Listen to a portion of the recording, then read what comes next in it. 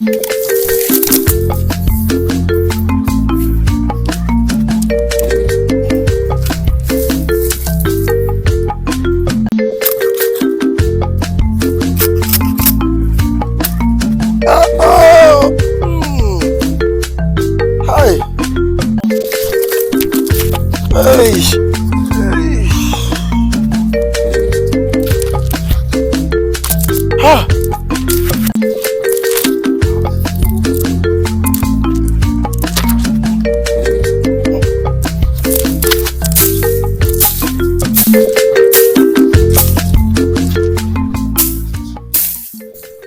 done, sir.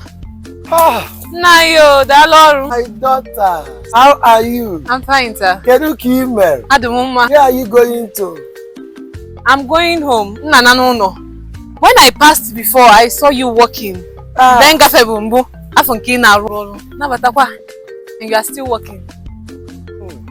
Should I be of help? Don't worry, I am fine. Don't worry. No, sir, you look tired. My daughter.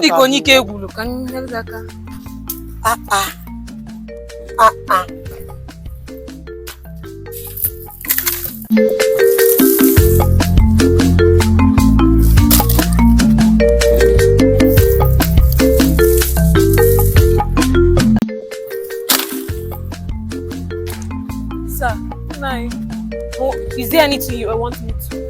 I'm almost done, my daughter. MSC go. My phone is your camera. Keep us who can name it up. Oh, come choose Mpoku. I want to look for a matches and bond this, but I can do that one. I mean, are you sure? I can do it. Thank you. Dalo. Thank you. Dalo. You are so beautiful. Thank you. I will continue from here. You come and start going because it's getting dark. Chineji. Oh, thank you, sir. Thank you. Take it easy so that you don't hurt your legs. Oh, sir. Wow. Hey, wait. Does it mean someone, a lady, can see a man walking and decide to help? Or na wine gafu nwoke ka ọ na-arụ ọrụ tinyere ya aka rụọ ya bụ ọrụ? Is it happening in this life or in my dream? Or ihe na-eme n'ụwa ka ọ na-eme na nrọ? No, this is unbelievable. Ihe agbagwujuru m anya. Cherekwa ka m bịa.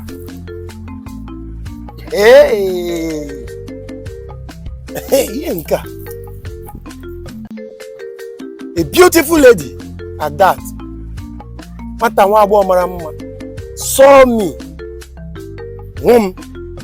and decided to help me in my farm. O ekpebi inyere m aka n'ebe m na-arụ ọrụ. You can't believe this.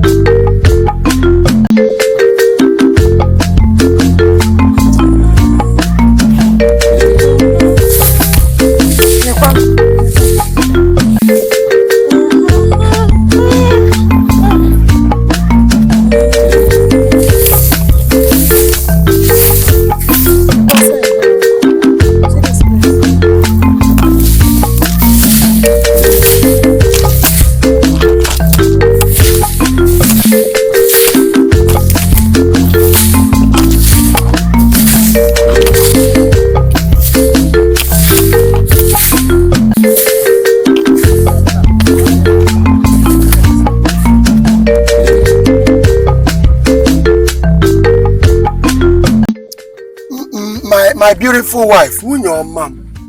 I've been nursing this in my heart for a very long time, and it has been eating me up.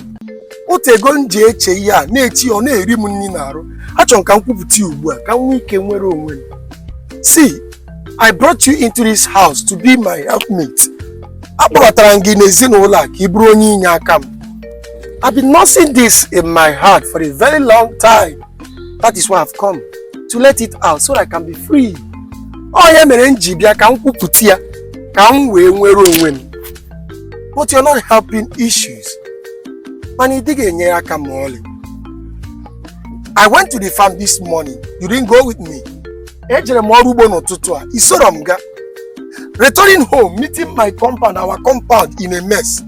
Mbata ọrụ ugbo njere. Nka mbara ezi anyị bụ si inyi. A good woman builds her home while the foolish one scattered it with her bare hands. Dịka ezigbo akwụkwọ kwuru na nwaanyị mara ihe na-eji aka dozie ụlọ ya. Mana nke nzuzu na-eji aka kwatusia ma mebisie ụlọ ya. I want to advise you. Achọrọ m ịdọ gị ndụmọdụ. Stop all these things you are doing. Kwụsị ihe niile ị na-eme. Beauty without character is nonsense. Mma ịmara na-enweghị agwa ọma enwekwu uru ọ bara. My lovely wife, nwaanyị m hụrụ n'anya, I want you to wake up. Achọrọ m ka ị kunye. Build your home. I want you to raise this house. Achọrọ m ka ị were aka gị wuo ụna, wulie ụna, mee ya otu isi chọọ ka ọ dị n'obe mụ na gị. There is no way I won't do my job. I know my work as a man to provide for the family. Amara m okere ọnụ m. Ma anọ ịrọpụta ihe anyị ga na-eri. Ọ bụ okere ọnụ m ịrọpụtara ezinụlọ a. Then it's your responsibility to cook. Ọ bụ okere ọrụ gị siri anyị nri. But you wouldn't do it. You are not doing what you are supposed to do. I will finish what I am doing.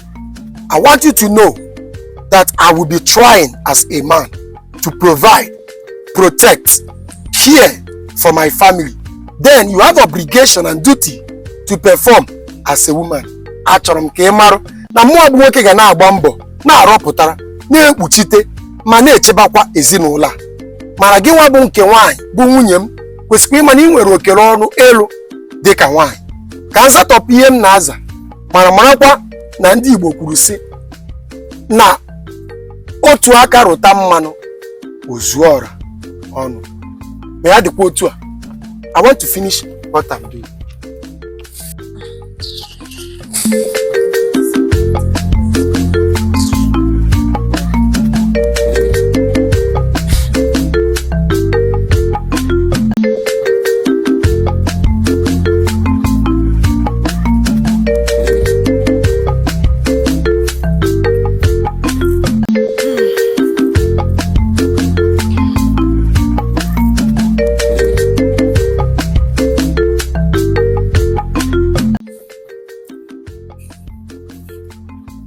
My love, why?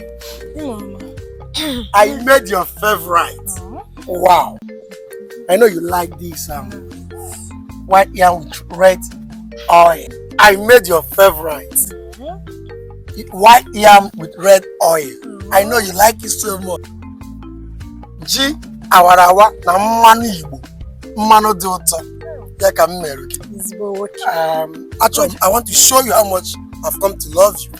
Ka ngosi gị ka ị hụrụ anya m ra n'ebe ị nọ.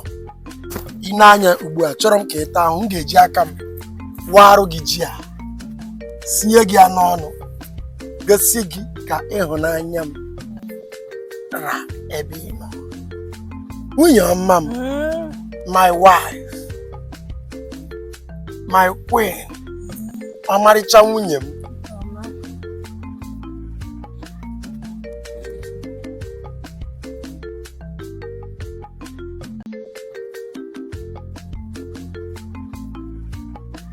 Yeah, iji gosi gị ka ịhụnanya m ra. Let me feed you my wife. Ka m nye gị n'ọnụ. My lovely wife. Let me test this one now and see how this one.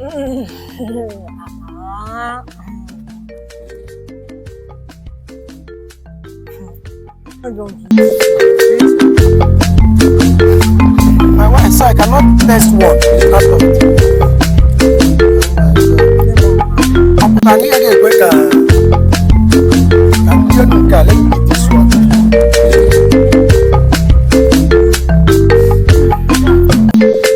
Yeah, the father. Not wrong. I will come very soon.